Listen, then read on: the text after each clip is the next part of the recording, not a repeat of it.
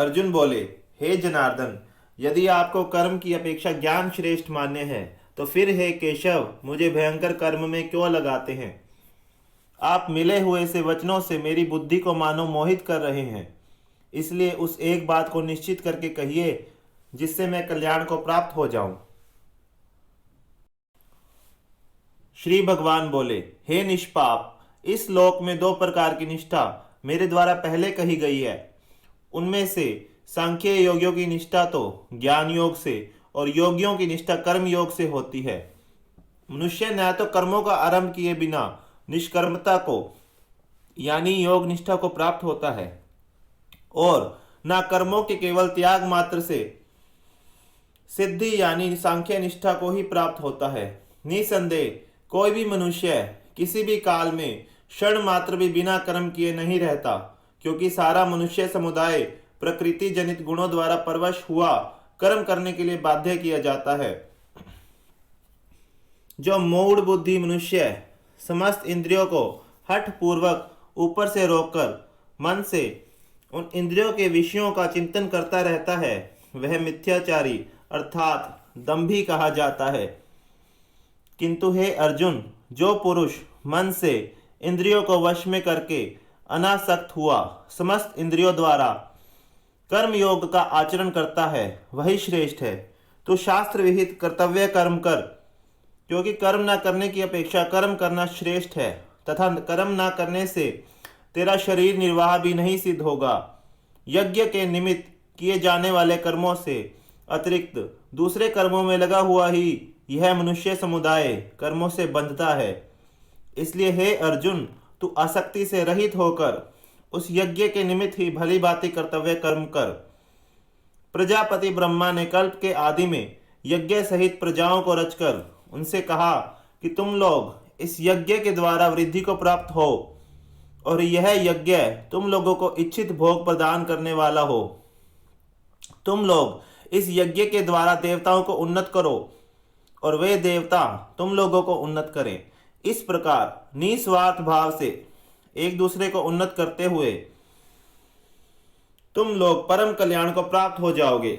यज्ञ के द्वारा बढ़ाए गए देवता तुम लोगों को बिना मांगे ही इच्छित भोग निश्चय ही देते रहेंगे।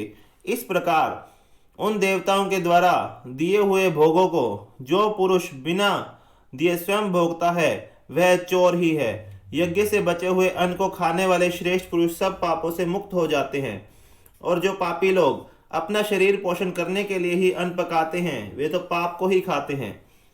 संपूर्ण प्राणी अन्न से उत्पन्न होते हैं। अन्न की उत्पत्ति वृष्टि से होती है, वृष्टि यज्ञ से होती है और यज्ञ विहित कर्मों से उत्पन्न होने वाला है। कर्म समुदाय को तू वेद से उत्पन्न और वेद को अविनाशी परमात्मा से उत्पन्न हुआ जान। इससे सिद्ध होता है कि सर्वव्यापी परम अक्षर परमात्मा सदा ही यज्ञ में प्रतिष्ठित है। हे पार्थ, जो पुरुष इस लोक में इस प्रकार परंपरा से प्रचलित सृष्टि चक्र के अनुकूल नहीं बरतता अर्थात अपने कर्तव्य का पालन नहीं करता, वह इंद्रियों के द्वारा भोगों में रमण करने वाला पापायु पुरुष व्यर्थ ही जीता है।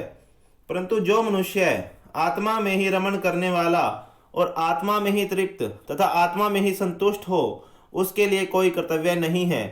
उस महापुरुष का इस विश्व में ना तो कर्म करने से कोई प्रयोजन रहता है और ना कर्मों के ना करने से ही कोई प्रयोजन रहता है, तथा संपूर्ण प्राणियों में भी इसका किंचित मात्र भी स्वार्थ का संबंध नहीं रहता। इसलिए तू निरंतर आसक्ति से रहित होकर सदा ही कर्तव्य कर्म को भली भांति करता रहे, क्योंकि आसक्ति से रहित होकर कर्म करता हुआ मनुष्य परमात्मा को प्राप्त हो जाता है। जनक आदि ज्ञानी जन भी आसक्ति रहित कर्म द्वारा ही परम सिद्धि को प्राप्त हुए थे। इसलिए तथा लोक संग्रह को देखते हुए भी तू कर्म करने को ही योग्य है, अर्थात तुझे कर्म करना ही उचित है। श्रेष्ठ पुरुष जो जो आचरण करता है अन्य पुरुष भी वैसा वैसा ही आचरण करते हैं। वह जो कुछ प्रमाण कर देता है समस्त मनुष्य समुदाय उसी के अनुसार बरतने लग जाता है। हे अर्जुन, मुझे इन तीनों लोकों में ना तो कुछ कर्तव्य है और ना कोई भी प्राप्त करने योग्य वस्तु अप्राप्त है, तो भी मैं कर्म में ही बरतता हूं। क्योंकि हे पार्थ, यदि कदाचित मैं सावधान होकर कर्मों में ना बरतूं तो बड़ी हानि हो जाए। क्योंकि मनुष्य सब प्रकार से मेरे ही मार्ग का अनुसरण करते हैं। इसलिए यदि मैं कर्म ना करूं तो ये सब मनुष्य नष्ट भ्रष्ट हो जाएं और मैं संकरता का करने वाला हूं तथा इस समस्त प्रजा को नष्ट करने वाला बनूं। हे भारत, कर्म में आसक्त हुए अज्ञानी जन जिस प्रकार कर्म करते हैं, आसक्ति रहित विद्वान भी लोक संग्रह करना चाहता हुआ भी उस प्रकार कर्म करे। परमात्मा के स्वरूप में अटल स्थित हुए ज्ञानी पुरुष को चाहिए कि वह शास्त्र विहित कर्मों में आसक्ति वाले अज्ञानियों की बुद्धि में भ्रम अर्थात कर्मों में अश्रद्धा उत्पन्न ना करे, किंतु स्वयं शास्त्र विहित समस्त कर्म भली भांति करता हुआ उनसे भी वैसे ही करवावे। वास्तव में संपूर्ण कर्म सब प्रकार से प्रकृति के गुणों द्वारा किए जाते हैं, तो भी जिसका अंतःकरण अहंकार से मोहित हो रहा है, ऐसा अज्ञानी मैं करता हूँ ऐसा मानता है। परंतु हे महाबाहो, गुण विभाग और कर्म विभाग के तत्व को जानने वाला ज्ञान योगी संपूर्ण गुण ही गुणों में बरत रहे हैं ऐसा समझकर उनमें आसक्त नहीं होता। प्रकृति के गुणों से अत्यंत मोहित हुए मनुष्य गुणों में और कर्मों में आसक्त रहते हैं। उन पूर्णतया ना समझे जाने वाले मंद बुद्धि अज्ञानियों को पूर्णतया जानने वाला ज्ञानी विचलित ना करे। मुझ अंतर्यामी परमात्मा में लगे हुए चित्त द्वारा संपूर्ण कर्मों को मुझ में अर्पण करके आशा रहित, ममता रहित और संताप रहित होकर युद्ध कर। जो कोई मनुष्य दोष दृष्टि से रहित और श्रद्धा युक्त होकर मेरे इस मत का सदा अनुसरण करते हैं, वे भी संपूर्ण कर्मों से छूट जाते हैं। परंतु जो मनुष्य मुझ में दोषारोपण करते हुए मेरे इस मत के अनुसार नहीं चलते हैं, उन मूर्खों को तू संपूर्ण ज्ञानों में मोहित और नष्ट हुए ही समझ। सभी प्राणी प्रकृति को प्राप्त होते हैं, अर्थात अपने स्वभाव के परवश हुए कर्म करते हैं। ज्ञानवान भी अपनी प्रकृति के अनुसार चेष्टा करता है, फिर इसमें किसी का हठ क्या करेगा। इंद्रिय के अर्थ में अर्थात प्रत्येक इंद्रिय के विषय में राग और द्वेष छिपे हुए स्थित हैं। मनुष्य को उन दोनों के वश में नहीं होना चाहिए, क्योंकि वे दोनों ही इसके कल्याण मार्ग में विघ्न करने वाले महाशत्रु हैं। अच्छी प्रकार आचरण में लाए हुए दूसरे के धर्म से गुण रहित भी अपना धर्म अति उत्तम है। अपने धर्म में तो मरना भी कल्याणकारक है और दूसरे का धर्म भय को देने वाला है। अर्जुन बोले, हे कृष्ण, तो फिर यह मनुष्य स्वयं ना चाहता हुआ भी बलात् लगाए हुए की भांति किससे प्रेरित होकर पाप का आचरण करता है।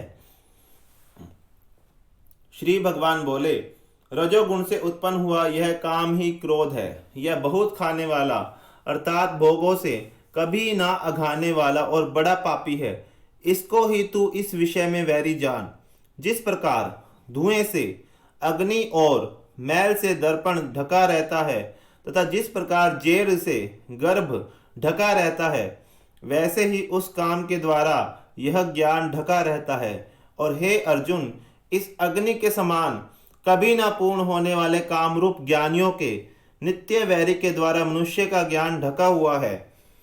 इंद्रिया, मन और बुद्धि ये सब इसके वास स्थान कहे जाते हैं। यह काम इन मन, बुद्धि और इंद्रियों के द्वारा ही ज्ञान को आच्छादित करके जीवात्मा को मोहित करता है।